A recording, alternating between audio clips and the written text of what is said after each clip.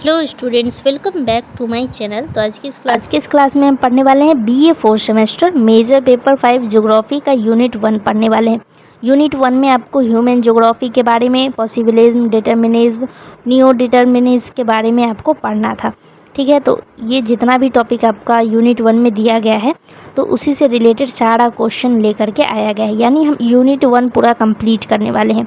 Question आपका Hindi English में रहेगा और आंसर आपका पॉइंट वाइज लिखा दिया जाएगा ताकि आपको एग्जाम के टाइम में ज़्यादा मेहनत न करना पड़े, क्योंकि आप सभी का एग्ज़ाम नज़दीक है तो थोड़ा हम जल्दी पढ़ेंगे और जल्दी से कंप्लीट करेंगे। तो चलिए हम क्लास को शुरू करते हैं। इससे पहले हम आपको बता देते हैं कि ये सारा क्लास आपको प्लेलिस्ट में मिल जाएगा और आपको पीडीएफ चाहिए तो आपको चले जाना है टेलीग्राम पे। टेलीग्राम का लिंक जो है वो दिया गया है, वो चैनल के डिस्क्रिप्शन में दिया गया है, वहाँ से आपको मिल जाएगा या फिर कम्युनिटी पोस्ट पे आपको मिल जाएगा। तो सबसे पहला क्वेश्चन पूछा गया है, मानव भूगोल की परिभाषा, प्रकृति एवं क्षेत्र का वर्णन कीजिए। Describe definition, nature, scope of human geography, ये पूछा गया है आपसे। तो इसमें आपको यहाँ पे जो दिया गया है वो आपको लिखना है, बाकी हम आपको इसका मतलब समझाते हैं। तो सबसे पहले आपको समझना है कि मानव भूगोल क्या है। मानव भूगोल क्या है ये आपको समझ में आना चाहिए। तो मानव भूगोल का मतलब है कि मनुष्य और उसके आसपास के वातावरण के बीच संबंध का अध्ययन करना मानव भूगोल कहलाता है। यानी यह देखा जाता है कि प्रकृति मनुष्य को कैसे प्रभावित करती है और मनुष्य प्रकृति में कैसे बदलाव लाता है। फॉर एग्जाम्पल के लिए मान लीजिए कि एक गांव नदी के किनारे बसा हुआ है। ठीक, नदी होने के कारण क्या होता है कि नदी होने के कारण लोगों को पानी मिल जाता है आसानी से, किसान आसानी से खेती कर पाता है और मछुआरा आसानी से क्या करते हैं कि वो मछली पकड़ पाते हैं। तो यहाँ पे जो नदी है, यहाँ पे नदी क्या है, वो है आपका प्राकृतिक वातावरण। तो यहाँ पे नदी लोगों के जीवन को प्रभावित कर रही है। ठीक है, अब दूसरी तरफ लोगों ने क्या किया कि नदी पर पुल बना दिया। ठीक है, ये जो नदी है इस पर क्या करता है कि पुल बना देता है। ठीक, सिंचाई के लिए नहर बना दी गई, डैम बना दिया गया, यानी मनुष्य ने प्रकृति में बदलाव किया। मनुष्य क्या करते, ये जो था क्या बोलते हैं नदी, यहाँ से पानी आ रहा था, बह रहा था, इससे खेती हो रहा था, लेकिन मनुष्य क्या करता है कि इस पे डैम बना देता है, नदी पर पुल बना दिया गया, सिंचाई के लिए नहर भी बना दिया गया। तो ये मनुष्य ने क्या किया कि प्रकृति में बदलाव किया। तो इसी संबंध का जब हम अध्ययन करते हैं तो उसको हम मानव भूगोल कहते हैं, उसको मानव भूगोल कहा जाता है। तो आई होप आपको अच्छे तरीके से समझ में आ रहा होगा। तो यहाँ पे जो भी लिखा गया है आपको यहाँ से रीड कर लेना है। यहाँ पे डेफिनेशन भी दिया गया है तो इसको भी एक बार रीड कर लेते हैं। मानव भूगोल वह विज्ञान है जो मानव जीवन, उसकी गतिविधियों, संस्कृति, अर्थव्यवस्था तथा पर्यावरण से पारस्परिक संबंधों का अध्ययन करता है। इसका कहने का मतलब है कि मानव भूगोल वह विज्ञान है जो मनुष्य, उसकी जीवन शैली और संस्कृति, अर्थव्यवस्था और पर्यावरण के बीच संबंधों का अध्ययन करता है। तो ये इसका डेफिनेशन का कहने का मतलब है।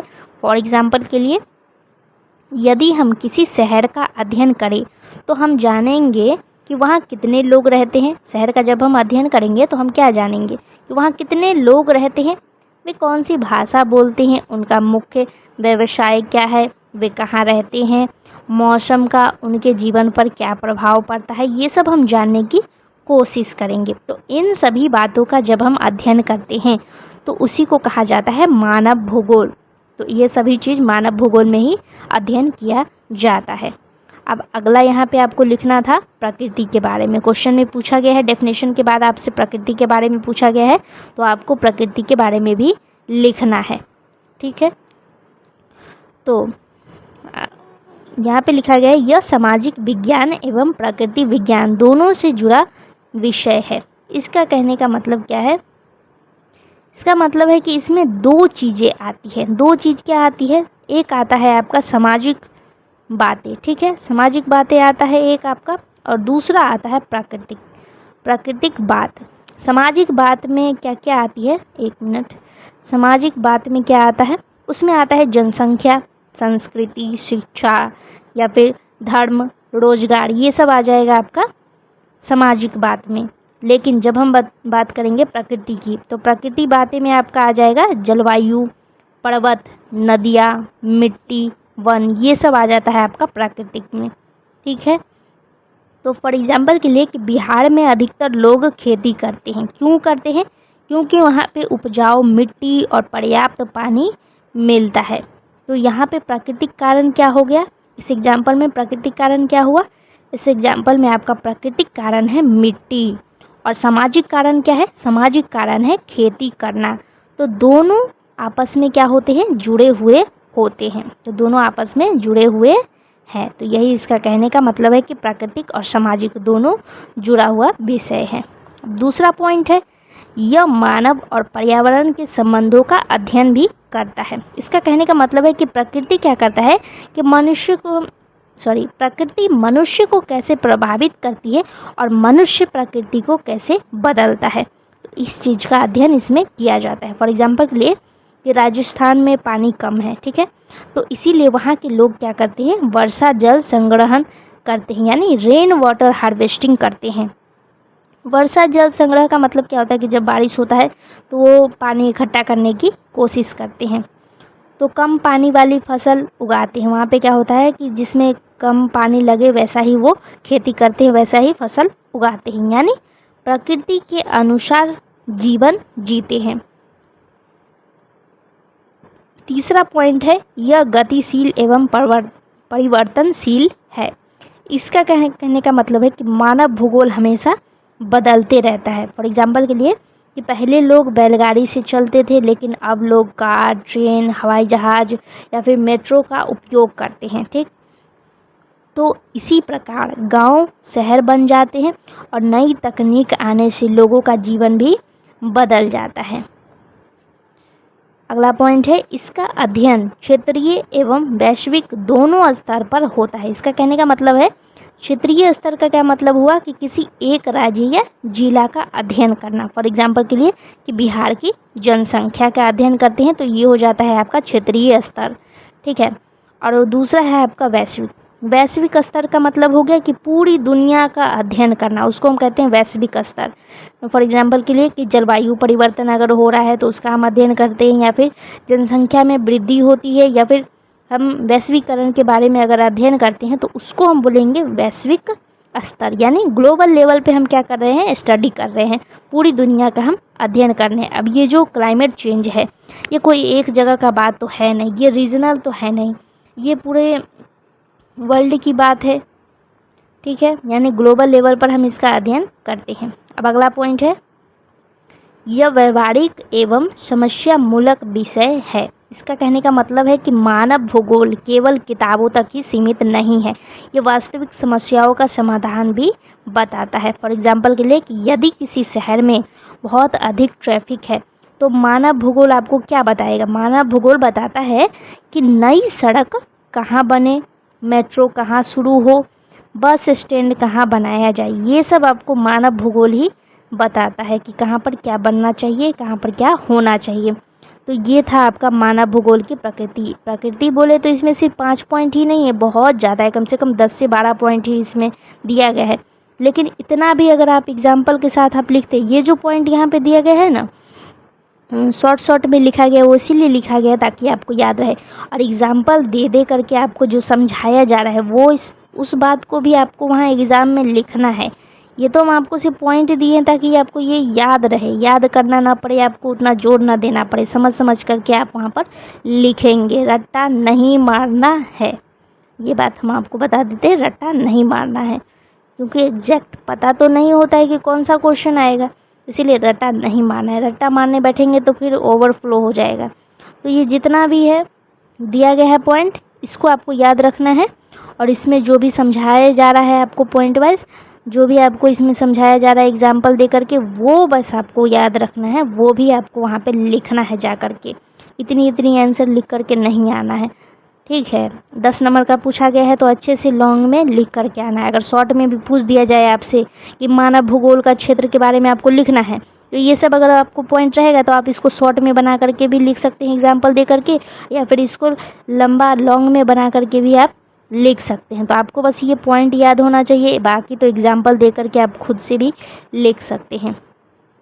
तो चलिए अब हम समझते हैं मानव भूगोल के क्षेत्र के बारे में। तो सबसे पहला है आपका जनसंख्या भूगोल। पहला पॉइंट दिया गया जनसंख्या भूगोल। तो इसमें लोगों से जुड़ी बातें पढ़ी जाती है। इसमें क्या पढ़ा जाता है? लोगों से जुड़ी हुई बातें पढ़ी जाती है, जैसे कि कितने लोग रहते हैं, पुरुष और महिलाएं कितनी है, जन्म दर कितना है, मृत्यु दर कितना है, जनसंख्या वृद्धि कितना हुई, ये सब बात इसमें पढ़ा जाता है। पॉपुलेशन ज्योग्राफी में ये सब बात पढ़ा जाता है। ठीक है। फॉर एग्जाम्पल के लिए कि भारत दुनिया का सबसे अधिक जनसंख्या वाला देश बन गया है। ठीक है, अभी और बन ही रहा है। तो ये सब चीज़ इसमें पढ़ा जाता है। जो भी आपको एग्जाम्पल दिया गया है वो आपको याद रखना है। और दूसरा है सांस्कृतिक भूगोल। इसमें क्या पढ़ा जाता है? इसमें लोगों की संस्कृति का अध्ययन किया जाता है, जैसे कि भाषा का पहनावा कैसा है, वहाँ के लोगों का खाना पीना कैसा है, धर्म कौन सा लोग अपनाते हैं, कौन से भगवान का पूजा करते हैं, कौन सा त्यौहार मनाते हैं, ये सभी चीज़ों का अध्ययन संस्कृति भूगोल में किया जाता है। अगला है आपका, जैसे कि फॉर एग्जांपल के लिए कि बिहार में छठ पूजा होता है, पंजाब में बैसाखी होता है और केरल में ओणम मनाया जाता है। तो ये हो गया आपका संस्कृति भूगोल का एग्जाम्पल। अभी अगला है आर्थिक भूगोल। आर्थिक भूगोल का मतलब है कि इसमें लोगों के रोजगार और आर्थिक गतिविधियों का अध्ययन किया जाता है, जैसे कि खेती, उद्योग, व्यापार, बैंक या फिर पर्यटन। ठीक है। फॉर एग्जांपल के लिए कि झारखंड में खनन उद्योग अधिक है, क्योंकि वहाँ पे खनिज अधिक है, इसीलिए वहाँ पे क्या है? खनन उद्योग है। अब अगला पॉइंट है राजनीतिक भूगोल। राजनीतिक भूगोल में क्या पढ़ते हैं हम? इसमें देशों, राज्यों और सीमाओं का अध्ययन किया जाता है। फॉर एग्जांपल के लिए कि भारत की अंतर्राष्ट्रीय सीमाएं के बारे में इसमें पढ़ा जाता है। राज्यों का विभाजन कैसे हुआ, कौन सा राज्य का बाउंड्री क्या है, ये सब इसमें पढ़ा जाता है। चुनाव क्षेत्र के बारे में भी इसमें पढ़ा जाता है। तो ये सब इसका एग्जाम्पल है।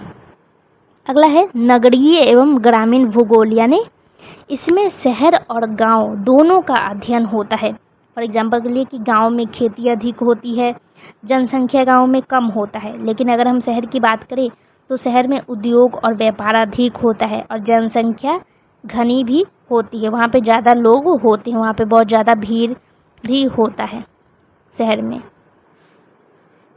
अब अगला है चिकित्सा भूगोल, मेडिकल ज्योग्राफी। तो इसका मतलब है कि इसमें बीमारियों और स्वास्थ्य का अध्ययन स्थान के अनुसार किया जाता है। फॉर एग्जाम्पल के लिए कि बरसात में कई क्षेत्रों में क्या हो जाता है कि डेंगू और मलेरिया के मामले बढ़ जाती है। बरसात की वजह से ये सब बीमारियां होने लग जाती है। तो इन सभी चीज़ों का अध्ययन चिकित्सा भूगोल में किया जाता है। परिवहन एवं संचार भूगोल, इसका मतलब है कि इसमें सड़क, रेल, हवाई और संचार व्यवस्था का अध्ययन किया जाता है। फॉर एग्जाम्पल के लिए कि जहाँ अच्छी सड़क और रेलवे होती है वहाँ पे व्यापार और रोजगार के अवसर भी तेजी से बढ़ता है। क्यों बढ़ता है? तो ये तो आप इकोनॉमिक्स में 10th 11th क्लास के एनसीईआरटी में ऑलरेडी पढ़ चुके होंगे। तो क्वेश्चन नंबर फर्स्ट का आंसर आपको बस इतना ही तक लिखना था। आपको स्कोप के बारे में पढ़ा दिया गया, नेचर के बारे में इसका डेफिनेशन भी बताया गया और ये लास्ट में निष्कर्ष है। ये आप चाहे तो लिख सकते हैं, नहीं तो छोड़ सकते हैं। तो यहाँ तक आपको लिखना है, इसका आंसर याद रखना है। अभी दूसरा क्वेश्चन आपसे पूछा गया फंडामेंटल कंसेप्ट, यानी मानव भूगोल के मौलिक सिद्धांतों के बारे में आपसे पूछा गया है। तो यहाँ कुछ पॉइंट में आंसर दिया गया है, स्क्रीनशॉट भी आप ले सकते हैं। तो मानव भूगोल के प्रमुख मौलिक सिद्धांत निम्नलिखित है। इसमें 5-6 पॉइंट ही लिखा गया है ताकि आपको ये ज़्यादा लोड ना पड़े। इसमें तो बहुत सारा पॉइंट था जो कि हम छोटा कर दिए हैं इसको। तो सबसे पहले आपको समझना है कि मौलिक का अर्थ क्या होता है। सबसे पहले तो यही आपको समझना है कि मौलिक सिद्धांत क्या होती है, मौलिक का अर्थ क्या होता है। तो मौलिक का अर्थ है कि बुनियादी या सबसे महत्वपूर्ण, जैसे किसी घर की मजबूत नींव होती है, उसी तरह मानव भूगोल को समझने के लिए कुछ बुनियादी अवधारणाएं होती हैं। तो इन्हें ही हम कहते हैं फंडामेंटल कंसेप्ट, यानी मौलिक सिद्धांत हम इन्हीं को कहते हैं। तो सबसे पहला है आपका स्थान, यानी लोकेशन। तो इसका मतलब है, स्थान का मतलब है कोई चीज़ कहाँ स्थित है और उस जगह की क्या विशेषता है। जैसे कि फॉर एग्जांपल के लिए कि पटना की अगर हम बात करें तो पटना कहाँ है? पटना बिहार की राजधानी है और गंगा नदी के किनारे स्थित है। तो यह क्या हुआ? यह स्थान है, यह क्या है? लोकेशन है। उसका लोकेशन बताएगा कि पटना कहाँ है और वो किसके नदी के किनारे बसी हुई है। दूसरा एग्जाम्पल हम आपको दें तो वो हो गया माउंट एवरेस्ट। तो माउंट एवरेस्ट कहाँ है? वो नेपाल और तिब्बत की सीमा पर स्थित है। ठीक है, तो यहाँ पर आपको ये याद रखना है। सबसे पहला है आपका लोकेशन, दूसरा है क्षेत्र। तो क्षेत्र का मतलब है ऐसी जगह जहाँ कुछ विशेषताएं एक जैसी हो। फॉर एग्जाम्पल के लिए थार मरुस्थल की अगर हम बात करें तो थार मरुस्थल में क्या होता है कि यहाँ पे गर्म जलवायु होता है, कम वर्षा होती है, वहाँ पे रेतीले मिट्टी भी होती है थार मरुस्थल में। ठीक है, तो इन समान विशेषताओं के कारण इसे एक क्षेत्र माना जाता है। यहाँ पे आपको ध्यान देना है कि इसमें समान विशेषता होना चाहिए, तभी जाकर के हम इसको क्षेत्र मानेंगे। दूसरा एग्जाम्पल हम आपको दें तो बिहार का मिथिलांचल क्षेत्र की अगर हम बात करें तो वहाँ पे क्या होता है कि मैथिली भाषा बोली जाती है, समान संस्कृति होती है, समान परंपराएं होती है वहाँ पे, इसीलिए इसे एक अलग क्षेत्र माना जाता है। तो ये आपको याद रखना है कि समान विशेषता होगी तभी हम उसको क्षेत्र मानेंगे। अगला है स्थानिक संगठन।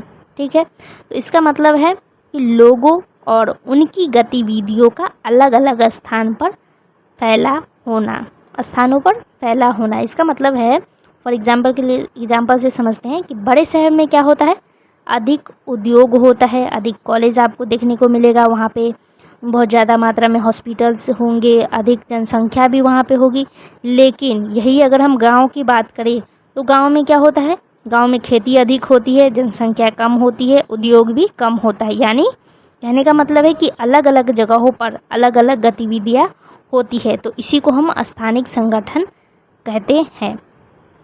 मानव पर्यावरण संबंध, इसका क्या मतलब है? इसका मतलब है कि प्रकृति मनुष्य को प्रभावित करती है और मनुष्य भी प्रकृति को प्रभावित करता है। जैसे कि फॉर एग्जांपल के लिए कि पहाड़ों में लोग ढलान वाले खेती करते हैं। आप भी देखे होंगे कि वो ढलान वाली खेती ऐसे, अगर मान लेते हैं ये इस तरीके का अगर कोई पहाड़ है तो यहाँ पे ऐसे ऐसे ऐसे ऐसे करके खेती किया जाता है, सीढ़ी टाइप का होता है, वो उस टाइप का खेती करते हैं पहाड़ों में। ठीक है, सीढ़ी नुमा खेती बनाते हैं। वो क्यों बनाते हैं? क्योंकि वहाँ जमीन समतल नहीं होती है, तो वहाँ प्रकृति ने तो यहाँ पे क्या हो रहा है कि यहाँ पे प्रकृति ने मनुष्य के जीवन को प्रभावित किया है वहाँ पे, क्योंकि वो जमीन समतल नहीं है, तो इसीलिए लोग क्या करते हैं कि ऐसे ऐसे टाइप का वो खेती करते हैं, सीढ़ी टाइप का। ठीक है, तो यहाँ पे क्या हो रहा है कि प्रकृति मनुष्य को प्रभावित कर रहा है। दूसरी तरफ क्या हुआ कि मनुष्य जंगल काट करके सड़क बना देता है, तो यहाँ पे क्या होता है, यहाँ पे होता है कि मनुष्य ने पर्यावरण को बदल दिया। तो क्या किया? जंगल काट करके सड़क बनाए, यानी पर्यावरण को बदला। लेकिन पहले वाले केस में क्या हो रहा था कि जब वो सीढ़ी वाली खेती कर रहे थे तो उसमें क्या हो रहा था कि उसमें प्रकृति मनुष्य को प्रभावित कर रहा था, लेकिन दूसरे वाले केस में मनुष्य प्रकृति को बदल रहा है। ठीक है, तो आई होप आपको ये समझ में आ रहा होगा कि दोनों एक दूसरे को प्रभावित करता है। अब अगला पॉइंट है एडेप्टेशन, यानी अनुकूलन। अनुकूलन का मतलब है पर्यावरण के अनुसार अपने जीवन को ढाल लेना। फॉर एग्जाम्पल के लिए कि लद्दाख में बहुत ठंड पड़ती है, ठीक है, इसीलिए लोग क्या करते हैं, वहाँ पे ऊनी कपड़ा पहनते हैं और पत्थर के मजबूत घर बनाते हैं, वहाँ पे पत्थर का घर बनाया जाता है। तो यह क्या हुआ? ये हुआ अनुकूलन। दूसरा एग्जाम्पल हम आपको दें तो राजस्थान में पानी कम मिलती है, ठीक है, तो इसीलिए लोग वहाँ पे क्या करते हैं कि जल संग्रहण करते हैं, कम पानी वाली फसल उगाते हैं। तो ये भी क्या हुआ? अनुकूलन कहलाएगा आपका। क्यों कहलाएगा? क्योंकि यहाँ पे लोग क्या कर रहे हैं, वो पर्यावरण के अनुसार अपने जीवन को ढाल रहे हैं। क्योंकि वहाँ पे पानी कम मिलता है तो इसीलिए लोग क्या करते हैं कि कम पानी वाली खेती करते हैं और वहाँ पे क्या करते हैं कि जल को बचा करके रखते हैं, जल संग्रहण किया जाता है। अब अगला है परिवर्तन। परिवर्तन का मतलब है कि समय के साथ होने वाले बदलाव को परिवर्तन कहा जाता है। फॉर एग्जाम्पल के लिए कि पहले लोग बैलगाड़ी से चलते थे, लेकिन अब लोग कार, मेट्रो, हवाई जहाज का उपयोग करते हैं। तो इसी को हम कहेंगे परिवर्तन, यानी समय के अनुसार लोग बदल रहा है। अंत में है आपका अंततः क्रिया यानी इंटरैक्शन। तो इंटरैक्शन का मतलब है कि दो या दो से अधिक क्षेत्रों या लोगों का आपस में संपर्क और आदान प्रदान होना। फॉर एग्जाम्पल के लिए कि बिहार से लोग दिल्ली नौकरी करने जाता है, ठीक है, दिल्ली से पैसा वापस बिहार भेजते हैं। तो ये क्या हो गया, ये हो गया आपका इंटरैक्शन यानी अंततः क्रिया। दूसरा एग्जाम्पल हम आपको दें तो भारत दूसरे देशों से मोबाइल खरीदता है और दवाइयाँ निर्यात करता है। भारत क्या करता है, तो इसको भी हम कहेंगे इंटरैक्शन यानी अंततः क्रिया हुआ, यानी एक दूसरे से जुड़ना और आदान प्रदान करना, इसी को हम कहते हैं इंटरैक्शन। तो ये था आपका कुछ मौलिक सिद्धांत जो कि आपको रीड करना था, और यहाँ पे कुछ विशेषता दिया गया है जो कि आपको रीड करना है। तो अब सवाल आता है कि इन सब को पढ़ने की ज़रूरत क्यों है। तो इन सब को जो हम पढ़ते हैं, मानव जीवन, ये मौलिक अधिकार, ये सब जो हम पढ़ते हैं, इन सब को पढ़ने की ज़रूरत क्या है, क्योंकि इनकी मदद से हम समझते हैं कि मानव जीवन का यहाँ पे मतलब है कि लोग कहाँ रहते हैं, क्यों रहते हैं, ये हमको समझ में आता है। ये सब पढ़ने के बाद ही समझ में आएगा आपको। दूसरा है संस्कृति, यानी अलग अलग क्षेत्रों की भाषा, भोजन, पहनावा, त्यौहार क्यों अलग है, ये सब हमको इसके अध्ययन करने के बाद ही हमको समझ में आता है। आर्थिक गतिविधि, पर्यावरण समस्या, ये सब आपको कब समझ में आएगा, तब समझ में आएगा आपको जब आप ये सब चीज़ों के बारे में पढ़ेंगे। तो आई होप आपको ये याद रहेगा। अब हम अगला क्वेश्चन पे बढ़ते हैं। अगला क्वेश्चन है आपका क्वेश्चन नंबर 3। डिटर्मिनिज्म के बारे में आपको सिलेबस में दिया गया है। सिलेबस में दिया गया था डिटर्मिनिज्म के बारे में पढ़ना है आपको, क्या होता है ये आपको जानना है, और प्लस में कंटेम्पररी रेलिवेंस भी पूछा गया है। तो ये दोनों आपको टॉपिक पढ़ना था। तो आई होप आपको ये अच्छे तरीके से याद रहेगा, क्योंकि हो सकता है इस पे क्वेश्चन पूछा जा सकता है। बाकी एक शॉर्ट क्वेश्चन तो आपसे ये ह्यूमन ज्योग्राफी पे तो पूछा ही जाएगा। तो क्वेश्चन पूछा गया कि मानव भूगोल में पर्यावरणीय निश्चयवाद क्या है। तो सबसे पहले आपको समझना है कि निश्चयवाद का मतलब क्या होता है, यानी डिटर्मिनिज्म का मतलब क्या है। यहाँ पे लिखा गया है, जो भी आपको रीड कर लेना है, हम आपको समझाते हैं। इसका मतलब है कि मनुष्य का जीवन, उसका विकास, उसकी संस्कृति और उसके कार्य मुख्य रूप से प्रकृति द्वारा तय होते हैं। दूसरे भाषा में बोले तो, अगर आपको नहीं समझ में आया है तो दूसरी भाषा में बोलते हैं, प्रकृति ही सबसे बड़ी शक्ति है और मनुष्य को उसी के अनुसार जीवन जीना पड़ता है। कैसे जीना पड़ता है अभी तो आपको समझ में नहीं आ रहा होगा, तो एग्जाम्पल हम आपको देते हैं। मान लीजिए एक गांव रेगिस्तान में है, यानी राजस्थान में है। एक गांव है जो कि राजस्थान में है, ठीक। वहाँ पे क्या होता है कि बहुत कम वर्षा होती है, पानी की कमी रहती है, लोग ढीले और हल्के कपड़े पहनते हैं वहाँ पे, ठीक। कम पानी वाली फसलें उगाते हैं, जैसे कि बाजरा वहाँ पे उगाया जाता है। तो ये सब इसीलिए है क्योंकि वहाँ पे क्या है कि वहाँ पे प्राकृतिक वातावरण ऐसा है, वहाँ पे पानी की कमी है, और तो इसी वजह से वहाँ पे लोग इस तरीके से रहते हैं। तो इसका मतलब है क्योंकि वहाँ पर प्राकृतिक वातावरण ही ऐसा है कि लोग को उस तरीके से रहना पड़ता है। अगर वहाँ पे पानी की कमी नहीं होगी तो क्या लोगों को वो कम पानी वाला फसल उगाना पड़ेगा? नहीं उगाना पड़ेगा। लोग आराम से जो मन करेगा वो उगा पाएंगे। तो यही कहने का मतलब है कि प्राकृतिक वातावरण वैसा है, इसीलिए लोग वैसे रहते हैं। तो यहाँ पे निश्चयवाद क्या कहता है? निश्चयवाद कहता है कि मनुष्य का जीवन प्रकृति तय करती है। मनुष्य का जीवन कौन तय करता है? प्रकृति तय करती है कि मनुष्य किस तरीके से वहाँ पे रहेगा। एक और उदाहरण हम आपको देते हैं, ध्यान से सुनिए। मान लीजिए हिमालय के पहाड़ों में रहने वाले लोग हैं, ठीक है। तो वहाँ पे क्या होगा कि वहाँ पे बहुत ज़्यादा ठंडी पड़ती है, लोग ऊनी कपड़े पहनते हैं जो लोग हिमालय में रहते हैं, पत्थर और लकड़ी के घर बनाते हैं, सेब और आलू जैसे फसलें उगाते हैं, ठीक। क्यों उगाते हैं? क्योंकि वहाँ का प्राकृतिक वातावरण ही ऐसा है कि लोगों को उस तरीके से रहना खाना पीना पड़ता है, ठीक है। तो इसीलिए निश्चयवाद के अनुसार प्रकृति मनुष्य के जीवन को नियंत्रित करती है, यानी कंट्रोल में करके रखती है। इंसान किस तरीके से रहेगा ये आपको प्रकृति ही तय करती है। तो यही कहने का मतलब था निश्चयवाद का। अब यहाँ पे कुछ इसकी मुख्य विशेषता दी गई है कि इसकी क्या विशेषता है, ये आपको याद रखना है। क्वेश्चन में पूछ भी सकता है, लॉन्ग में या शॉर्ट में आपसे विशेषता भी इसकी पूछी जा सकती है। तो आपको बस ये पॉइंट एक एक चीज़ याद रखना है। क्वेश्चन क्या आएगा, कैसा आएगा, वो नहीं पता होता है किसी को भी। तो ठीक है, तो आपको क्या करना है, बस आपको दिमाग में रखना है कि हाँ इसकी क्या विशेषता है, इसका क्या नहीं विशेषता है। तो निश्चयवाद की विशेषता है, सबसे पहला दिया गया है प्राकृतिक सर्वोच्च शक्ति है। इसका मतलब है कि प्रकृति सबसे शक्तिशाली है और मनुष्य प्रकृति को पूरी तरह नियंत्रित नहीं कर सकता है।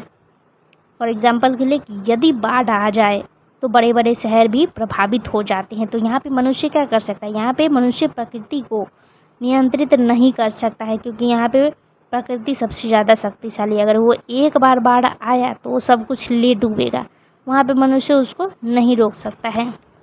दूसरा पॉइंट है मानव प्रकृति पर निर्भर होता है। इसका मतलब है कि मनुष्य अपनी आवश्यकताओं के लिए प्रकृति पर निर्भर रहता है।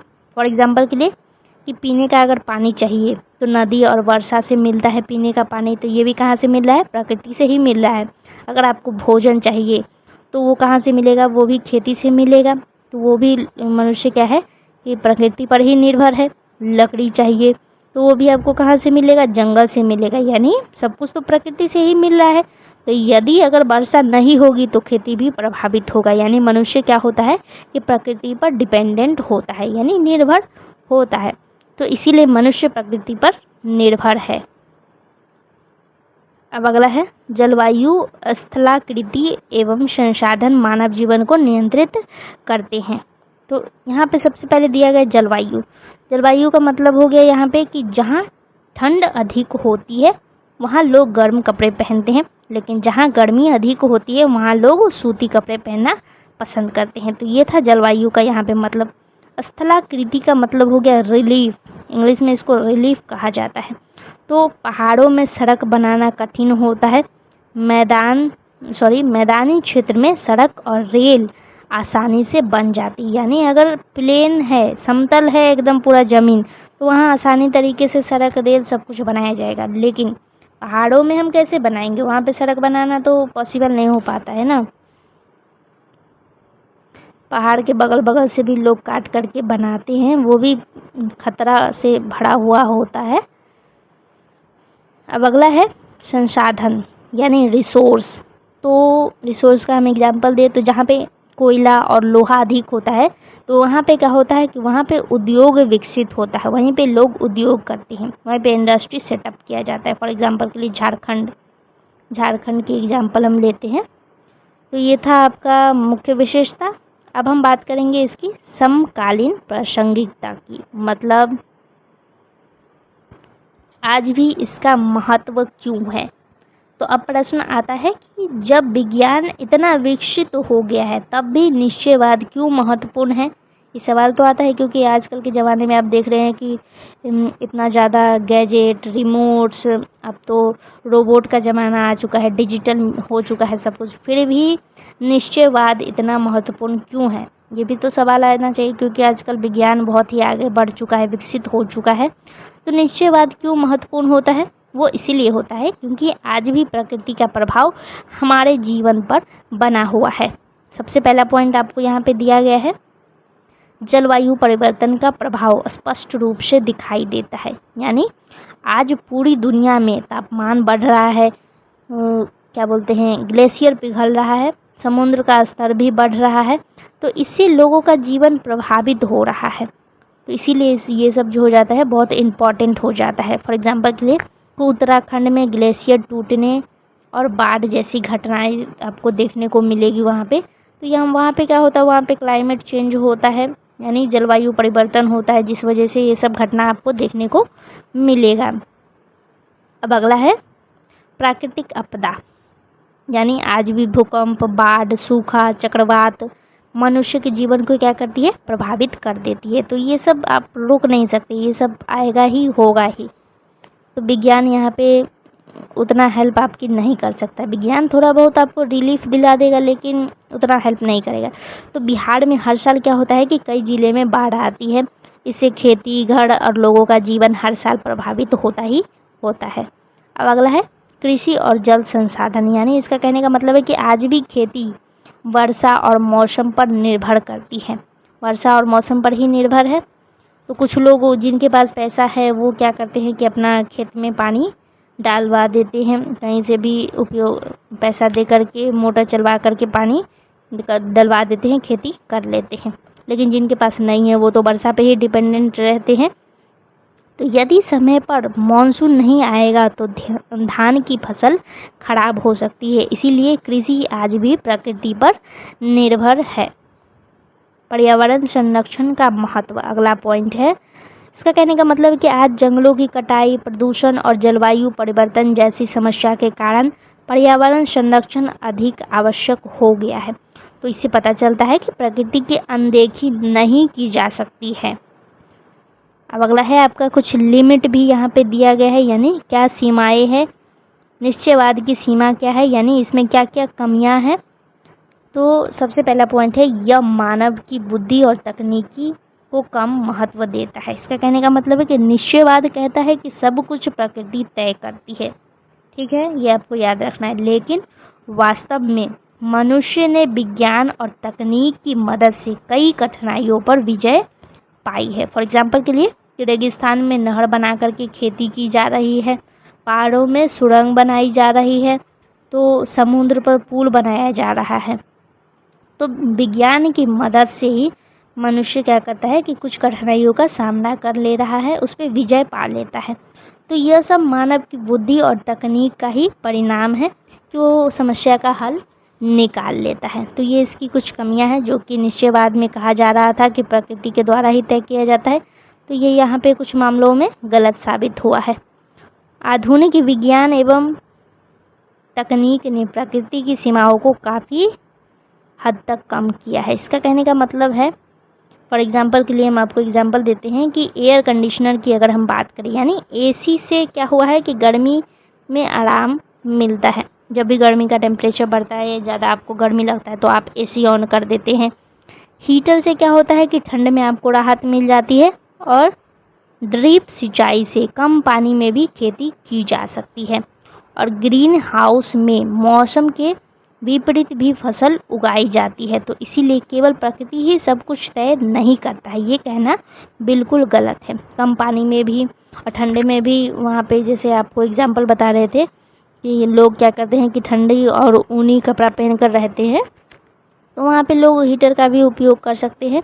और गर्मी में लोग एसी का भी उपयोग करते हैं। तो कुछ ये जो बात कहा जा रहा था कि केवल प्रकृति ही सब कुछ तय करती है, तो ये तो बिल्कुल गलत साबित हो चुका है, क्योंकि मानव अब विज्ञान और तकनीक की मदद से मानव कुछ मामलों में काफ़ी विजय पा चुका है। अब यहाँ पे आपको निष्कर्ष, आपका मन लिखना है तो लिखिए, नहीं तो छोड़ सकते हैं, आप इसको लिखना ज़रूरी नहीं है। तो क्वेश्चन नंबर 3 भी कंप्लीट हो चुका।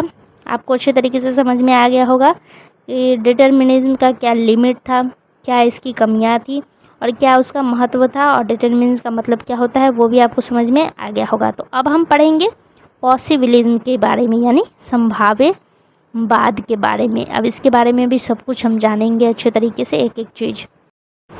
तो सबसे पहले आपको यहाँ पे समझना है कि संभावना का मतलब क्या होता है। संभावना शब्द का क्या मतलब है? इसका मतलब होता है मौका, यानी अपॉर्चुनिटी।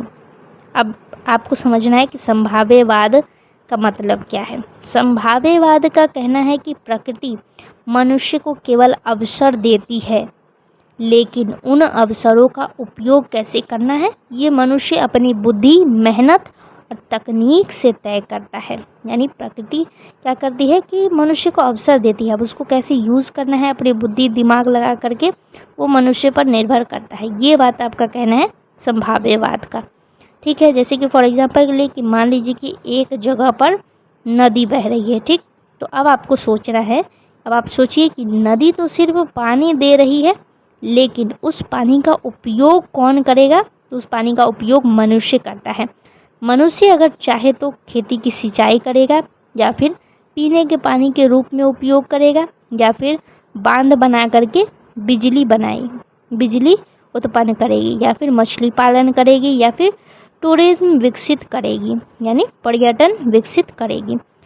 तो यहाँ पे कहने का मतलब है कि नदी केवल क्या कर रहा है, अवसर दे रहा है, लेकिन उसका उपयोग कैसे करना है ये मनुष्य पर निर्भर करता है। ठीक है, तो इसी को हम कहते हैं संभाव्यवाद। आई होप आपको समझ में आ गया होगा। तो दूसरा एग्जाम्पल देने का तो यहाँ पे कोई ज़रूरत ही नहीं है। तो चलिए हम आपको अब डायरेक्ट समझाते हैं कि मुख्य विशेषता क्या है। सबसे पहला पॉइंट जो लिखा गया है इसका मतलब है कि संभाव्यवाद कहता है कि मनुष्य केवल प्रकृति पर निर्भर नहीं रहता है, वो सोचता है, नई खोज करता है और समस्या का समाधान निकालता है। ठीक है, जैसे कि फॉर एग्जांपल पहले लोग नदी पार करने के लिए नाव का उपयोग करते थे, लेकिन आज क्या होता है कि आज पुल बना दिया जाता है, फ्लाईओवर बना दिया गया है। तो ये सब क्या है, ये मनुष्य की रचनात्मकता है, यानी मनुष्य अपनी बुद्धि और तकनीक के और विज्ञान के हेल्प से ये सब चीज़ कर पाता है। अब अगला है प्रकृति अवसर प्रदान करती है। मतलब है इसका कहने का कि प्रकृति किसी को रोकती नहीं है, वह केवल संसाधन देती है। उनका उपयोग कैसे करना है ये मनुष्य के हाथ में होता है। जैसे कि फॉर एग्जांपल के लिए कि जंगल में लकड़ी है, अब उस लकड़ी का उपयोग कैसे करना है ये मनुष्य के हाथ में है।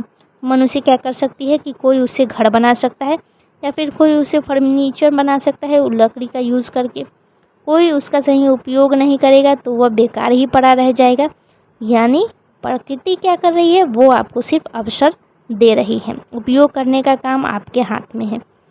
अगला पॉइंट है विज्ञान और तकनीक का महत्वपूर्ण स्थान है। इसका मतलब है कि संभाव्यवाद के अनुसार विज्ञान और तकनीक की मदद से मनुष्य कठिन परिस्थितियों में भी विकास कर सकता है। कैसे कर सकता है, तो एग्जाम्पल हम आपको देते हैं कि पहाड़ों में क्या होता है कि पहाड़ों में टनल बनाया जाता है, यानी सुरंग बनाया जाता है।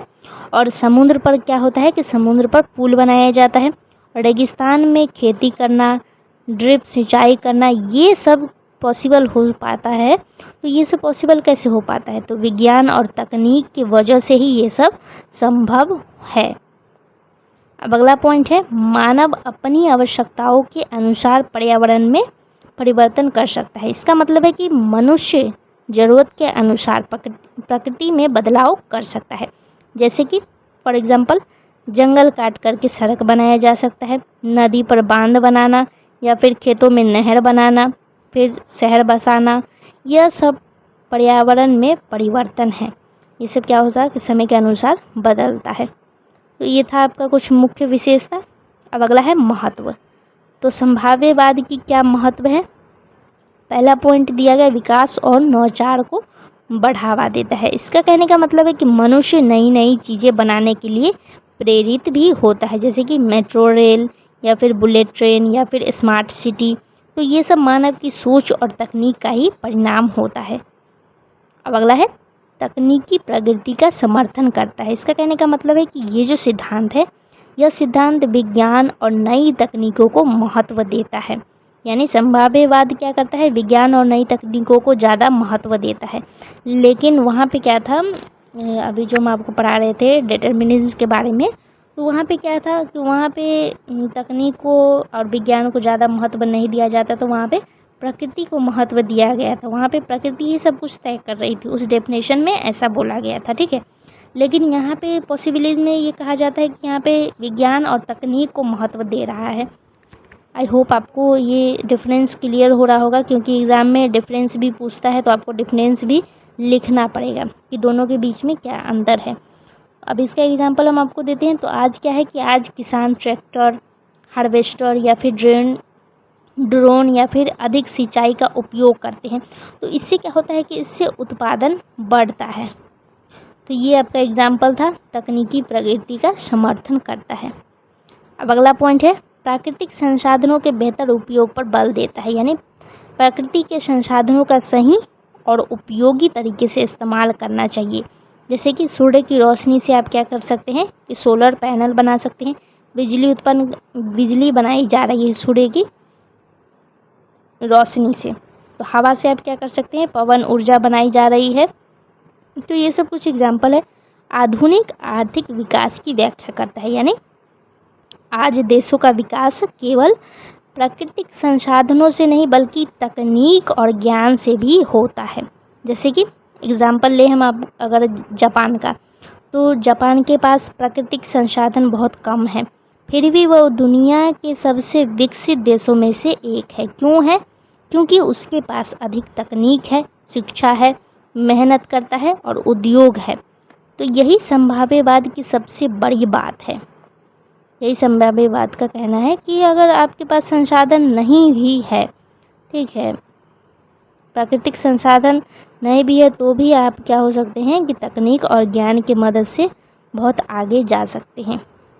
अब अगला है सीमाएं, यानी इसमें क्या क्या सी कमी है। अब ये डेफिनेशन में क्या कमी है, यानी संभाव्यवाद की क्या सीमा है, क्या कमियां रह गई है इसमें, तो इसमें आपको जान लेना है कि प्राकृतिक सीमाओं की अपेक्षा करता है। यानी ये जो सिद्धांत है ये कभी कभी ऐसा मान लेता है कि मनुष्य सब कुछ कर सकता है, लेकिन वास्तव में प्रकृति की भी कुछ सीमा होती है। फॉर एग्जाम्पल के लिए कि अगर किसी क्षेत्र में बिल्कुल पानी नहीं है तो वहाँ हमेशा खेती करना आसान नहीं होगा। अब दूसरा है संसाधनों के अत्यधिक दोहन की संभावना बढ़ती है। इसका मतलब है कि यदि मनुष्य केवल विकास के बारे में सोचे और प्रकृति की चिंता न करे तो संसाधन समाप्त हो सकता है। कैसे हो सकता है? एग्जाम्पल देते हैं हम आपको। तो जंगलों की अंधाधुंध अगर कटाई करते चले, सड़क बनाते चले जंगल काट काट करके, या फिर कोयले का अत्यधिक खनन करते चले और भूजल का अत्यधिक उपयोग करें, तो इससे क्या होगा कि इनसे पर्यावरण को नुकसान पहुंचता है। आप पेड़ काटते चलेंगे, सड़क बनाते चलेंगे, सिर्फ आप डेवलपमेंट का काम करेंगे और प्रकृति का ध्यान नहीं रखेंगे, तो इससे क्या हो जाएगा? ऑक्सीजन लेवल की कमी होगी। पेड़ काटते चले जाएंगे तो ऑक्सीजन लेवल की कमी हो जाएगी, तो इससे क्या होगा कि पर्यावरण को नुकसान पहुंचेगा। तो इसमें कुछ ये कमियां थी इस डेफिनेशन में, जो कि आपको याद रखना है। तो क्वेश्चन नंबर 4 हो गया कंप्लीट। अब है क्वेश्चन नंबर 5, नियो डिटर्मिनिज्म। इसके बारे में भी आपको जानना है। 3 चीज़ था इसमें, पॉसिबिलिज्म, डिटर्मिनिज्म और न्यू डिटर्मिनिज्म। इन तीनों चीज़ों के बारे में आपको जानना था अच्छे तरीके से। इसकी सीमा, इसकी विशेषता, महत्व, इसकी क्या लिमिटेशन है, क्या कमियां रह गई है इन सब डेफिनेशन में, इन सब सिद्धांतों में क्या कमियां हैं, और इन तीनों में डिफरेंस भी पूछ सकता है आपसे। तो ये तीनों का डिफरेंस आपको अच्छे तरीके से याद कर लेना है। तो चलिए अब हम इसके बारे में आपको समझाते हैं कि नौ निश्चयवाद। नौ निश्चयवाद का मतलब क्या है? तो नौ निश्चयवाद का मतलब होता है कि नया निश्चयवाद, जो निश्चयवाद और संभाव्यवाद दोनों के बीच का संतुलन सिद्धांत है। दोनों के बीच का संतुलन सिद्धांत है। हम निश्चयवाद के बारे में और संभाव्यवाद के बारे में पढ़ चुके हैं। तो इन दोनों के बीच के का जो संतुलन सिद्धांत है वो है आपका न्यू डिटर्मिनिज्म, यानी नौ निश्चयवाद। तो एक लाइन में आपको ये याद कर लेना है कि प्रकृति भी महत्वपूर्ण है और मनुष्य भी महत्वपूर्ण है। दोनों के बीच संतुलन बना करके ही विकास करना चाहिए। ये कहना है आपका नौ निश्चयवाद की, यानी न्यू डिटर्मिनिज्म का ये कहना है आपका। तो यहाँ पे दिया गया है, पहले दोनों पुराने सिद्धांत को आपको याद कर लेना चाहिए कि निश्चयवाद क्या कहता है। निश्चयवाद कहता है कि प्रकृति सबसे बड़ी शक्ति है, लेकिन संभाव्यवाद क्या कहता था? वो कहता था कि मनुष्य सबसे महत्वपूर्ण है। लेकिन अब ये आपका नौ निश्चयवाद ये क्या कहता है? ये कहता है न तो केवल प्रकृति सबसे बड़ी है और न ही केवल मनुष्य है, बल्कि दोनों का संतुलन आवश्यक है। यानी प्रकृति का सम्मान करते हुए विकास करना चाहिए। प्रकृति का भी ध्यान रखना है और मनुष्य का भी ध्यान रखना है। दोनों को लेकर के चलना है, दोनों को लेकर के ही विकास करना है। जैसे कि फॉर एग्जाम्पल मान लीजिए कि एक जंगल है, ठीक, तो निश्चयवाद क्या कहेगा? निश्चयवाद कहेगा जंगल है इसीलिए जैसा है वैसे ही रहने दो। लेकिन संभाव्यवाद क्या कहेगा? संभाव्यवाद कहेगा कि जंगल काट दो, सड़क, फैक्ट्री और शहर बना दो जंगल काट करके। लेकिन अब बात आता है नौ निश्चयवाद की। तो नौ निश्चयवाद क्या कहेगा? ये कहेगा कि जितनी आवश्यकता हो उतने पेड़ काटो, लेकिन नए पेड़ भी लगाओ, विकास भी हो और पर्यावरण भी सुरक्षित रहे। तो यही कहने का मतलब है आपका नौ निश्चयवाद का। आई होप आपको क्लियर हो गया होगा। तो अब हम बात करेंगे इसकी कुछ विशेषता के बारे में। यहाँ पे विशेषता दिया गया है प्रकृति और मानव दोनों महत्वपूर्ण हैं। ये बात तो आपको समझ में आ गया होगा कि दोनों महत्वपूर्ण है, इसमें दोनों को महत्व दिया गया है। मानव विकास पर्यावरणीय सीमाओं के भीतर होना चाहिए, यानी विकास करना जरूरी है लेकिन इतना नहीं कि प्रकृति को नुकसान पहुंच जाए। जैसे कि फॉर एग्जांपल यदि किसी जंगल में सड़क बनानी हो तो जितने पेड़ आवश्यक हो उतने ही काटे जाए और बाद में नए पेड़ भी लगाए जाए। तो ये इसका कहने का मतलब है कि पर्यावरणीय सीमा के भीतर ही विकास होना चाहिए। अगला है सतत विकास पर बल दिया जाता है, यानी सस्टेनेबल डेवलपमेंट की यहाँ पर बात हो रही है। तो ऐसा विकास जिससे वातावरण पीढ़ी की आवश्यकताएं पूरी हो लेकिन भविष्य की पीढ़ियों के लिए भी संसाधन सुरक्षित रहे। तो ये हो जाता है आपका सस्टेनेबल डेवलपमेंट का मतलब, यानी सतत विकास का यही मतलब होता है। जैसे कि फॉर एग्जांपल सौर ऊर्जा का उपयोग करना, वर्षा जल संचयन करना, वृक्षारोपण करना, ये सब आपका हो जाता है सतत विकास का उदाहरण। और लास्ट पॉइंट है प्राकृतिक संसाधनों का विवेकपूर्ण उपयोग आवश्यक है। इसका कहने का मतलब है कि प्राकृतिक संसाधनों का सोच समझ करके और सीमित मात्रा में उपयोग करना चाहिए। फॉर एग्जांपल के लिए कि भूजल का इतना अधिक उपयोग नहीं करना चाहिए कि भविष्य में पानी की कमी हो जाए। तो आई होप आपको ये पूरा समझ में आ गया होगा विशेषता। अब हम पढ़ेंगे इसकी महत्व के बारे में कि इसकी क्या महत्व है। तो पहला पॉइंट दिया गया है पर्यावरण संरक्षण को बढ़ावा देता है, यानी इसका कहने का मतलब है कि यह हमें सिखाता है कि विकास के साथ साथ पर्यावरण की भी रक्षा करनी चाहिए। जैसे कि फॉर एग्जांपल वृक्षारोपण करना चाहिए, प्लास्टिक का कम उपयोग करना चाहिए और प्रदूषण नियंत्रण करना चाहिए, यानी ज़्यादा प्रदूषण नहीं करना चाहिए। अब अगला है जलवायु परिवर्तन जैसी समस्याओं के समाधान में सहायक है, यानी आज पूरी दुनिया ग्लोबल वार्मिंग, बाढ़, सूखा और चक्रवात जैसी समस्या का सामना कर रही है। तो ये सब प्रकृति आपदा जो है, इन सभी चीज़ों का सामना तो आज पूरी दुनिया करती ही करती है। तो नौ निश्चयवाद क्या कहता है? नौ निश्चयवाद कहता है कि यदि हम प्रकृति का संतुलित उपयोग करेंगे तो इन समस्याओं को काफ़ी हद तक कम किया जा सकता है। तो ये कहना था आपका। अब अगला है सतत विकास लक्ष्यों के अनुरूप है, यानी SDG का यहाँ पे क्या फुल फॉर्म हो जाएगा? यहाँ पे फुल फॉर्म हो जाता है सस्टेनेबल डेवलपमेंट गोल। तो सस्टेनेबल डेवलपमेंट गोल यानी संयुक्त राष्ट्र द्वारा निर्धारित 17 लक्ष्य हैं। यूनाइटेड नेशन क्या करता है कि वो कुछ 17 लक्ष्य निर्धारित कर देता है। तो इनका उद्देश्य होता है कि गरीबी कम करना है, पर्यावरण बचाना है, स्वच्छ जल उपलब्ध कराना है, जलवायु परिवर्तन से लड़ना है।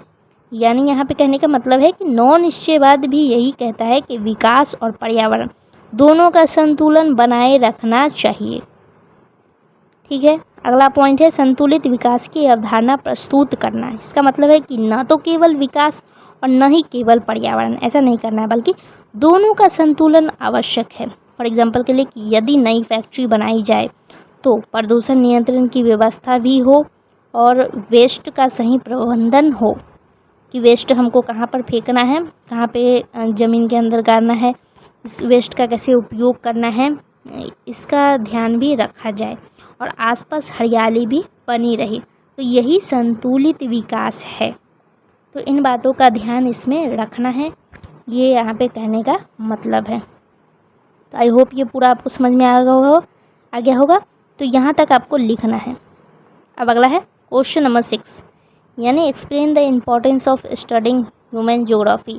या फिर आपसे ये क्वेश्चन पूछा भी जा सकता है कि मानव भूगोल की क्या इम्पोर्टेंस है, यानी मानव भूगोल का क्या महत्व है, ये भी पूछा जा सकता है आपसे शॉर्ट में। जरूरी नहीं है कि इस तरीके से क्वेश्चन पूछा जाए, बस आपको टॉपिक याद कर लेना है, समझ लेना है कि हाँ क्वेश्चन किस टॉपिक से है, किस टॉपिक पे बोला जा रहा है, बस ये याद रखना है। क्वेश्चन मैच करे ये बिल्कुल भी ज़रूरी नहीं है। तो पहला पॉइंट दिया गया है आपको, सबसे पहले आपको समझना होगा कि मानव भूगोल क्यों पढ़ते हैं। ठीक है, तो सबसे पहले आपको समझना था कि मानव भूगोल क्यों पढ़ते हैं। ये भी तो आपको पता होना चाहिए कि मानव भूगोल आखिर हम पढ़ते क्यों हैं। ये तो आपको बता दिया गया कि इसका डेफिनेशन क्या है, इसकी क्या लिमिटेशन है, क्या महत्व है, ये सब आपको बता दिया गया, सब कुछ बताया गया, लेकिन पढ़ते क्यों है ये भी आपको पता होना चाहिए।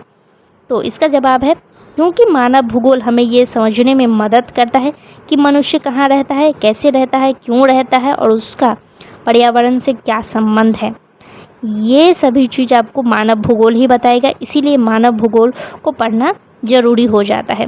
पहला पॉइंट यहाँ पे दिया गया है, मानव और पर्यावरण के संबंधों को समझने में सहायता मिलती है। यानी मानव भूगोल हमें बताता है कि प्रकृति मनुष्य को कैसे प्रभावित करती है और मनुष्य प्रकृति को कैसे प्रभावित करती है। जैसे कि फॉर एग्जाम्पल के लिए कि जहाँ नदी होती है वहाँ लोग खेती करते हैं, जहाँ पहाड़ होता है वहाँ लोग सीढ़ी नुमा खेती करते हैं, वहाँ पे सीढ़ी जैसा बना करके खेती किया जाता है। यानी मनुष्य अपने पर्यावरण के अनुसार ही जीवन जीता है।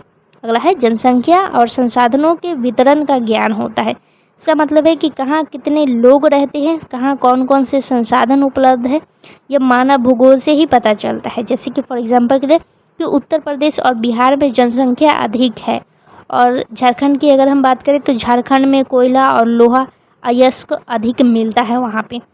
और राजस्थान की अगर हम बात करें तो राजस्थान में सौर ऊर्जा की संभावना अधिक होती है, तो इससे सरकार विकास की योजनाएं बना सकती है। तो ये सब कैसे पॉसिबल हो पाया, ये कब पॉसिबल हो पाया, मानव भूगोल के अध्ययन के द्वारा ही। अब अगला है, क्षेत्रीय असमानताओं का अध्ययन किया जाता है। इसका कहने का मतलब है कि हर क्षेत्र एक जैसी विकसित नहीं होती है, कुछ क्षेत्र बहुत विकसित होते हैं जबकि कुछ पीछे रह जाते हैं। यानी मानव भूगोल इन असमानताओं के कारण को समझने में भी हमारी मदद करती है। जैसे दिल्ली और मुंबई जैसी शहरों में अधिक उद्योग और रोजगार है, ठीक है, क्योंकि वहाँ पे विकास बहुत ज़्यादा है इसीलिए है। तो कई ग्रामीण क्षेत्र में रोजगार और सुविधाएं कम होती हैं, तो इन अंतर को क्षेत्रीय असमानता कहा जाता है। ठीक है, तो ये सब समझने में मदद करता है कौन, मानव भूगोल ही करता है। सतत विकास की यहाँ पे बात हो रही है, तो सतत विकास का मतलब है कि ऐसा विकास करना जिससे आज की जरूरत भी पूरा हो और भविष्य की पीढ़ी के लिए भी संसाधन बचा हुआ रहे। तो ये कहने का मतलब है आपका सतत विकास का। जैसे कि पेड़ लगाना है, पेड़ लगाने से क्या होगा कि आज की भी जरूरत पूरी होगी और आगे आने वाली पीढ़ियों के लिए भी ये लाभदायक रहेगी। वर्षा जल संचयन करना, सौर ऊर्जा का उपयोग करना, ये सब सतत विकास का उदाहरण हो जाएगा आपका। और अगला है, प्राकृतिक आपदाओं के प्रभाव को समझा जा सकता है। यानी मानव भूगोल हमें बताता है कि बाढ़, भूकंप, सूखा, चक्रवात जैसी आपदा लोगों के जीवन पर क्या प्रभाव डालती है। फॉर एग्जाम्पल के लिए कि बिहार में हर साल बाढ़ आने से क्या होता है कि फसल नष्ट हो जाती है, लोगों के घर डूब जाते हैं, लोगों को सुरक्षित स्थान पर जाना पड़ जाता है। तो इस जानकारी के आधार पर सरकार आपदा प्रबंधन की योजना भी बनाती है। अगला पॉइंट है, सामाजिक एवं आर्थिक विकास की नीतियाँ बनाने में उपयोगी है। इसका कहने का मतलब है कि सरकार को यह निर्णय लेने में मदद मिलती है कि कहाँ स्कूल बनाया जाए, कहाँ अस्पताल बनाना है और कहाँ सड़क या रेलवे बनाया जाए। फॉर एग्जाम्पल के लिए कि यदि किसी गांव में अस्पताल नहीं है तो सरकार वहाँ क्या करेगी, अस्पताल बनाने की योजना बना सकती है। वैश्वीकरण एवं नगरीकरण जैसी आधुनिक प्रक्रियाओं का अध्ययन संभव होता है। यानी वैश्वीकरण का मतलब है कि पूरी दुनिया का आपस में व्यापार, तकनीक और संस्कृति के माध्यम से जुड़ना, तो ये वैश्वीकरण का मतलब हुआ। नगरीकरण का मतलब है, तो वैश्वीकरण का एग्जाम्पल है कि भारत में जापान की कार और अमेरिका में मोबाइल आसानी से मिल जाता है। तो ये क्या हो जाता है कि भारत और अमेरिका ये दोनों आपस में जुड़ सकते हैं कि भारत क्या करेगा कि वहाँ से मोबाइल खरीद सकता है और अपनी कार अमेरिका को बेच सकता है। तो इस माध्यम से ये आपस में जुड़ जाते हैं। नगरीकरण का मतलब है गाँवों का शहरों में बदलना या शहरों की जनसंख्या और विस्तार का बढ़ना, ये कहने का मतलब है नगरीकरण। यानी अर्बनाइजेशन हो जाता है, इसका मतलब इंग्लिश में कहा जाता है अर्बनाइजेशन। जैसे कि फॉर एग्जांपल के लिए पटना, दिल्ली, बेंगलोर जैसे शहर तेज़ी से फैल रहा है। क्यों फैल रहा है? क्योंकि वहाँ पे जनसंख्या बहुत ज़्यादा है, उद्योग है, वहाँ पे रोज़गार मिल जाता है, तो इस वजह से नगरीकरण हो रहा है वहाँ पे। तो आई होप आपको ये पूरा समझ में आ गया होगा।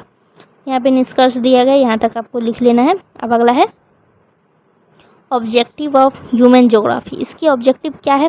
मानव भूगोल के अध्ययन के क्या उद्देश्य हैं, ये आपको रीड कर लेना है, क्योंकि हम इतना मानव भूगोल समझा चुके हैं तो अब ये आपको अच्छे तरीके से समझ में आ जाएगा। अब अगला है रिलेशनशिप बिटवीन अदर साइंस, यानी ह्यूमन ज्योग्राफी की अदर साइंस के साथ क्या रिलेशन है, ये आपको जानना है। तो यहाँ पे जो भी लिखा गया है आपको रीड कर लेना है। हम आपको इसका संबंध के बारे में समझाते हैं। तो आपने देखा होगा कि किसी एक विषय से पूरी दुनिया को नहीं समझा जा सकता है। अगर हमें मनुष्य के जीवन को पूरी तरह समझना है तो कई विषयों की मदद लेनी पड़ती है। इसी कारण से मानव भूगोल को अंततः विषय यानी इंटरडिसिप्लिनरी सब्जेक्ट कहा जाता है। ठीक है, तो इंटरडिसिप्लिनरी का मतलब होता है कि एक ऐसा विषय जिसका संबंध कई अन्य विषयों से हो। तो ये इसका कहने का मतलब है। तो अब एक एक करके समझते हैं। सबसे पहला आपका दिया गया है समाज शास्त्र। सबसे पहला सोशियोलॉजी का बात किया गया है, यानी समाज शास्त्र में हम समाज का अध्ययन करते हैं, जबकि मानव भूगोल ये देखता है कि अलग अलग स्थानों पर रहने वाले लोगों का समाज कैसा है। जैसे कि फॉर एग्जांपल मान लीजिए एक गांव और एक शहर है। ठीक है, तो गांव में अधिकतर लोग खेती करते हैं और शहर में लोग नौकरी या फिर व्यापार करते हैं। तो दोनों जगह के लोगों का रहन सहन, परिवार और जीवन शैली अलग होती है। तो इन्हें समझने के लिए समाजशास्त्र और मानव भूगोल दोनों की जरूरत पड़ती है। अब अगला है इकोनॉमिक्स यानी अर्थशास्त्र। तो अर्थशास्त्र बताता है कि लोग पैसा कैसे कमाते हैं, उत्पादन कैसे होती है और व्यापार कैसे चलता है। तो मानव भूगोल यहाँ पे क्या बताता है? मानव भूगोल बताता है कि कौन सी आर्थिक गतिविधि कहाँ और क्यों होती है। जैसे कि फॉर एग्जांपल पंजाब में गेहूं की खेती अधिक होती है, झारखंड में माइनिंग अधिक होता है, मुंबई में उद्योग और व्यापार अधिक है। यानी कौन सा काम कहाँ होता है ये मानव भूगोल ही समझाता है। अगला है राजनीति विज्ञान। राजनीति विज्ञान में देश, सरकार, संविधान और सीमाओं का अध्ययन किया जाता है। मानव भूगोल यहाँ पे ये देखता है कि सीमाओं और सरकार की नीतियों का लोगों के जीवन पर क्या प्रभाव पड़ता है। जैसे कि भारत और नेपाल की सीमा खुली है, इसीलिए दोनों देशों के लोग आसानी से आ जा सकते हैं, लेकिन भारत और पाकिस्तान की सीमा पर सुरक्षा अधिक रहती है। तो इसका असर व्यापार, यात्रा और लोगों के जीवन पर भी पड़ता है। तो ये था आपका राजनीति विज्ञान का। अब हम बात करेंगे इतिहास की, यानी हिस्ट्री की। तो इतिहास हमें बताता है कि अतीत में क्या हुआ, जबकि मानव भूगोल यह समझाता है कि उन घटनाओं का आज के समाज और स्थानों पर क्या प्रभाव है। जैसे कि फॉर एग्जांपल दिल्ली कई शासकों की राजधानी रही है। ठीक है, तो इसी कारण आज दिल्ली में लाल किला, कुतुब मीनार और कई ऐतिहासिक इमारत है। यानी इतिहास और मानव भूगोल एक दूसरे से जुड़े हुए होते हैं। अब अगला है मानव शास्त्र यानी एंथ्रोपोलॉजी की यहाँ पे बात हो रही है। तो मानव शास्त्र में मानव जातियाँ और जनजातियों और संस्कृतियों का अध्ययन किया जाता है। तो मानव भूगोल ये देखता है कि लोग कहाँ रहते हैं और उनका जीवन पर्यावरण से कैसे जुड़ा हुआ है। जैसे कि फॉर एग्जांपल झारखंड और छत्तीसगढ़ में कई जनजातियाँ रहती है, तो उनका पहनावा, भोजन और भाषा और जीवन जंगलों से जुड़ा हुआ है। ठीक, तो इन्हें समझने में मानव शास्त्र और मानव भूगोल दोनों मदद करती हैं। लोगों का क्या भोजन है वहाँ पे, वो जो जनजाति रहती है वहाँ पे उनका क्या पहनावा है, कौन सी भाषा वो बोलते हैं, उनका जीवन जंगलों से कैसे जुड़ा हुआ है, ये सब समझने में मदद मानव शास्त्र और मानव भूगोल ही करती है। तो अगला है पर्यावरण विज्ञान यानी एनवायरमेंटल साइंस। तो पर्यावरण विज्ञान हमें पर्यावरण की रक्षा करना सिखाता है और मानव भूगोल ये बताता है कि मानव पर्यावरण का उपयोग कैसे करता है, उसका क्या प्रभाव पड़ता है। अगर मान लीजिए कि अगर जंगलों की अंधाधुंध कटाई होगी तो वर्षा कम होगी, तापमान भी बढ़ेगा और वन्य जीवों का नुकसान भी होगा। तो इसलिए मानव भूगोल और पर्यावरण विज्ञान दोनों मिलकर के पर्यावरण संरक्षण का मार्ग बताते हैं। तो ये पर्यावरण की रक्षा भी करते हैं। तो आई होप आपको ये पूरा समझ में आ गया होगा ये 5-6 पॉइंट दिया गया था, बस इतना याद कर लेना है आपको। अब क्वेश्चन नंबर 9 में भी शायद 12 क्वेश्चन है टोटल। अब अगला है explain Griffith Taylor new determinism. ये जब हम न्यू डिटर्मिनिज्म आपको वहाँ पे पढ़ा रहे थे या फिर डिटर्मिनिज्म में, शायद वहाँ पे ग्रिफिथ टेलर का ये नाम दिया गया था, आप नोटिस किए होंगे तो वहाँ पे दिया गया था। तो उन्हीं के बारे में अब हम जानेंगे। ग्रिफिथ टेलर के नौ नियतिवाद की व्याख्या करना है आपको, तो इसको अच्छे से समझना है। ग्रिफिथ टेलर के नौ नियतिवाद का सिद्धांत प्रस्तुत किया ग्रिफिथ टेलर ने किया था, जिसमें स्टॉप एंड गो डिटर्मिनिज्म भी जिसको कहा जाता है। तो यहाँ पे मान लीजिए कि फॉर एग्जांपल के लिए कि मान लेते हैं कि आप साइकिल चला रहे हैं, ठीक। साइकिल पर रेड, येलो और ग्रीन बत्ती लगी हुई है, ठीक। तो हरी बत्ती क्या कहेगी, वो कहेगी गो, यानी आगे आप बढ़ सकते हैं। लेकिन लाल बत्ती आपको कहेगी कि रुक जाओ, आपको रुकना पड़ेगा। यानी पीली बत्ती कहेगी कि सावधानी से चलना है। तब आपको सोचना है कि अगर कोई व्यक्ति लाल बत्ती देख करके भी तेजी से निकल जाए तो क्या होगा, दुर्घटना हो सकती है ना, हो सकती है ना। तो इसी उदाहरण से ग्रिफिथ टेलर ने अपना नौ नियतिवाद समझाया, इसीलिए इसे स्टॉप एंड गो डिटर्मिनिज्म कहा जाता है, ठीक है। आई होप आपको समझ में आया होगा। तो इसका मतलब है कि ग्रिफिथ टेलर कहते हैं कि मनुष्य को विकास करने की पूरी स्वतंत्रता है, लेकिन प्रकृति के नियमों का पालन करते हुए विकास करना है। मतलब जहाँ प्रकृति अनुमति दे, यानी गो, जहाँ पे प्रकृति कहे गो वहाँ पे विकास करना है आपको। लेकिन जहाँ प्रकृति मना करे यानी स्टॉप, वहाँ रुक जाना है आपको, वहाँ पे विकास नहीं करना है। अगर जहाँ खतरा हो वहाँ सावधानी केयरफुली गो से काम करना है आपको। यानी प्रकृति न तो पूरी तरह हमें रोकती है और न ही पूरी तरह खुली छूट देती है। ये कहने का मतलब है आपका ग्रिफिथ टेलर का। तो एक आसान उदाहरण देते हम आपको कि सरकार वहाँ सड़क बनाना चाहती है। मान लीजिए कि एक पहाड़ है जहाँ पे सरकार क्या करती है कि सड़क बनाना चाहती है। अगर इंजीनियर पहाड़ की मजबूती, मिट्टी और मौसम का ध्यान रख करके सड़क बनाए तो सड़क सुरक्षित रहेगी। लेकिन अगर बिना जांच के पहाड़ काट करके सड़क बना दी जाए तो क्या होगा, लैंडस्लाइड हो सकता है, यानी भूस्खलन हो सकता है और सड़क टूट सकती है। जैसे कि आप देखते भी होंगे कि कितने जगह पहाड़ पे, रोड पे दुर्घटना हो जाती है, लैंडस्लाइड हो जाता है, टूट टूट करके बड़ी बड़ी पहाड़ चट्टान गिरने लग जाती है और सड़क भी टूट सकती है। तो इसीलिए विकास करना है, लेकिन प्रकृति की सीमाओं का सम्मान करते हुए विकास करना है। अब ये था आपका ग्रिफिथ टेलर जी का ये सब कहना था। अब यहाँ पे कुछ दिया गया है, कुछ विशेषताओं के बारे में यहाँ पे दिया गया है। तो ये जो व्याख्या दिया गया है ये आपको रीड कर लेना है, समझा दिया गया है। तो मुख्य विशेषता यहाँ पे दिया गया है मानव और प्रकृति के बीच संतुलन, यानी मानव और प्रकृति के बीच संतुलन, संसाधनों का विवेकपूर्ण उपयोग करना, पर्यावरण संरक्षण, सतत विकास पर बल देना, वैज्ञानिक विकास। ये तो हम ऑलरेडी आपको समझा ही चुके हैं, तो आपको ये समझ में आ ही जाएगा। तो 9 नंबर क्वेश्चन भी कंप्लीट हो गया। अब 10 नंबर क्वेश्चन यहाँ से शुरू होता है डिटर्मिनिज्म के बारे में। डिटर्मिनिज्म के बारे में हम आपको पढ़ा चुके हैं, तो ये तो आपको ये समझ में आ ही जाएगा। और यहाँ पे कुछ प्रमुख विद्वान हैं जिनका नाम दिया गया फ्रेडरिक रेडजेल और एलेन चर्चिल सेम्पल।